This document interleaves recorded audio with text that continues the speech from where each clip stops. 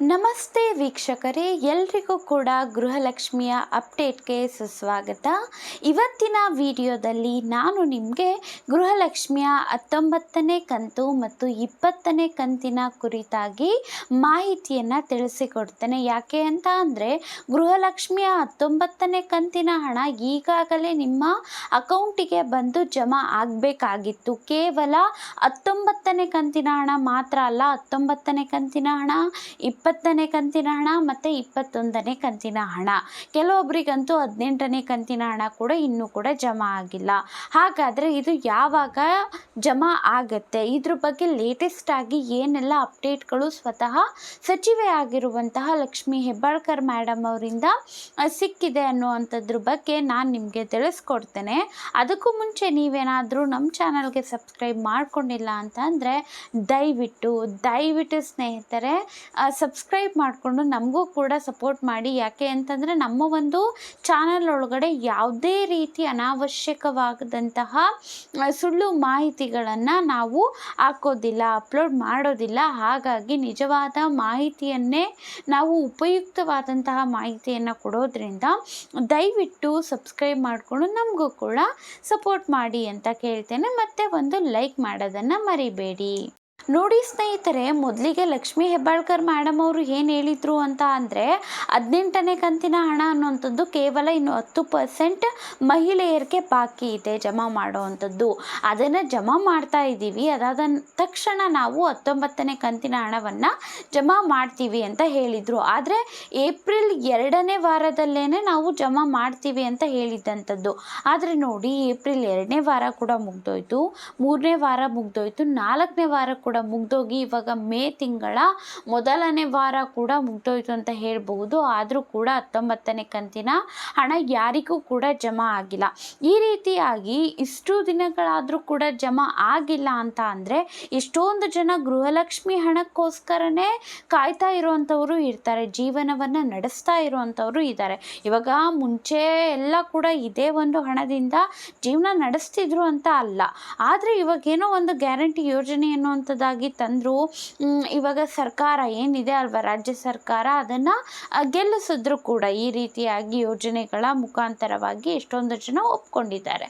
ಹಾಗಾಗಿ ಹಣ ಹಾಕ್ತೀವಿ ಅಂತ ಹೇಳಿದ ನಂತರ ಕರೆಕ್ಟಾಗಿ ಕೊಡಬೇಕು ಅಲ್ವಾ. ಯಾಕೆ ಅಂತಂದರೆ ಅದನ್ನೇ ನಂಬ್ಕೊಂಡಿರೋವಂಥವ್ರು ತುಂಬ ಜನ. ಇವಾಗ ಬೇಕಾಗಿದ್ದರೆ ಎಷ್ಟು ಜನನ ನೋಡಬಹುದು, ಕಮೆಂಟ್ ಮಾಡಿ ತಿಳಿಸ್ತಾ ಇರ್ತಾರೆ, ನಮಗೆ ತುಂಬ ಅವಶ್ಯಕತೆ ಇದೆ, 19ನೇ ಕಂತಿನ ಹಣ ಆಗಿರಲಿ ಯಾವುದೇ ಆಗಿರಲಿ ಪ್ರತಿ ತಿಂಗಳು ಕೂಡ 2,000 ರೂಪಾಯಿ ಎನ್ನುವಂತಹ ಅವಶ್ಯಕತೆ ಇರುತ್ತೆ. ಸೊ ಇವಾಗ ಏನು ನೀವು 2,000 ಬರ್ತಾ ಇತ್ತು ಅಲ್ವಾ ಗೃಹಲಕ್ಷ್ಮಿ ಹಣದ ಮುಖಾಂತರ, ನಾವು ಅದನ್ನು ಬಳಸ್ಕೊಳ್ತಾ ಇದ್ವಿ ಅಂತ.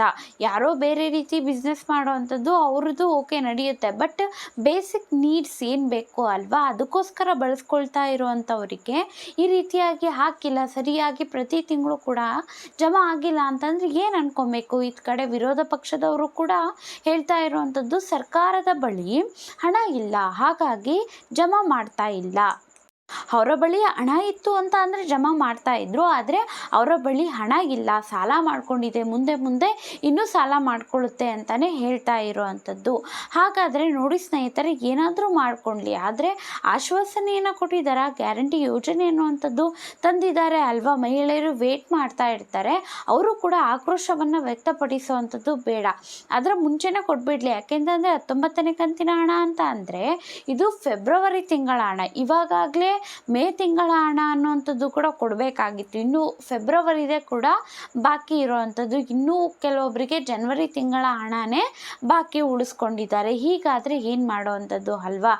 ಅಟ್ಲೀಸ್ಟ್ ಸರ್ಕಾರ ಏನು ಹೇಳಬೇಕು ಅಂತಂದರೆ ಯಾವಾಗ ಜಮಾ ಮಾಡ್ತೀವಿ ಅನ್ನುವಂಥದ್ರೂ ಹೇಳಬೇಕು, ಇಲ್ಲ ನಮಗೆ ಸ್ವಲ್ಪ ಲೇಟ್ ಆಗುತ್ತೆ ಅನ್ನುವಂಥದ್ದಾದರೂ ಒಪ್ಕೊಬೇಕು. ಅದನ್ನು ಕೂಡ ಮಾಡ್ತಾ ಇಲ್ಲ, ಸುಳ್ಳು ಆಶ್ವಾಸನೆಯನ್ನು ಕೊಡ್ತಾ ಇದ್ದಾರೆ. ಇದ್ರ ಬಗ್ಗೆ ನಿಮ್ಗೇನು ಅನಿಸುತ್ತೆ? ಯಾಕೆ ಅಂತಂದರೆ ಇನ್ನೊಂದು ವಿಚಾರ ಹೇಳಿದ್ದಾರೆ, ನಾವು ಮೇ ತಿಂಗಳಲ್ಲಿನೇ 3 ತಿಂಗಳ ಹಣವನ್ನು ಹಾಕ್ತೀವಿ, ಒಟ್ಟಿಗೆ 6,000 ರೂಪಾಯಿ ಹಾಕ್ತೀವಿ 3ನೇ ವಾರದ ಒಳಗಡೆ ಅಂತ ಹೇಳಿರುವಂಥದ್ದು. ಸೊ ಕಾದು ನೋಡಬೇಕಾಗಿದೆ ಯಾವಾಗ ಹಾಕ್ತಾರೆ ಇಲ್ಲ ಅನ್ನೋವಂಥದ್ದು. ನಿಜವಾಗ್ಲೂ ಅವರು ಹಾಕಿಲ್ಲ ಅಂತ ಅಂದರೆ ಮಹಿಳೆಯರು ಕೂಡ ತುಂಬಾ ಆಕ್ರೋಶವನ್ನು ವ್ಯಕ್ತಪಡಿಸ್ತಾರೆ ಅಂತ ಹೇಳ್ಬೋದು. ಇದ್ರ ಬಗ್ಗೆ ನಿಮ್ಗೇನು ಅನಿಸುತ್ತೆ ಅನ್ನೋವಂಥದ್ದನ್ನು ತಿಳಿಸಿಕೊಡಿ. ಈಗಾಗಲೇ ಮೇ 3ನೇ ವಾರದ ಒಳಗಡೆ 6,000 ರೂಪಾಯಿ ಹಾಕ್ತೀವಿ ಅಂತ ಹೇಳಿದಂಥವರು ಇದುವರೆಗೂ ಕೂಡ ಹಾಕಿಲ್ಲ. 19ನೇ ಕಂತಿನ ಹಣನೇ ಬಂದಿಲ್ಲ, ಇನ್ನು 20ನೇ ಕಂತಿನ ಹಣ ಎಲ್ಲಿ ಬರುತ್ತೆ ಅಲ್ವಾ? ಸೊ ಏನು ಅನಿಸುತ್ತೆ ಕಮೆಂಟ್ ಮಾಡಿ ತಿಳಿಸಿ, ಮತ್ತು ಸಬ್ಸ್ಕ್ರೈಬ್ ಮಾಡ್ಕೊಳ್ಳೋದನ್ನು ಮರಿಬೇಡಿ. ಧನ್ಯವಾದಗಳು.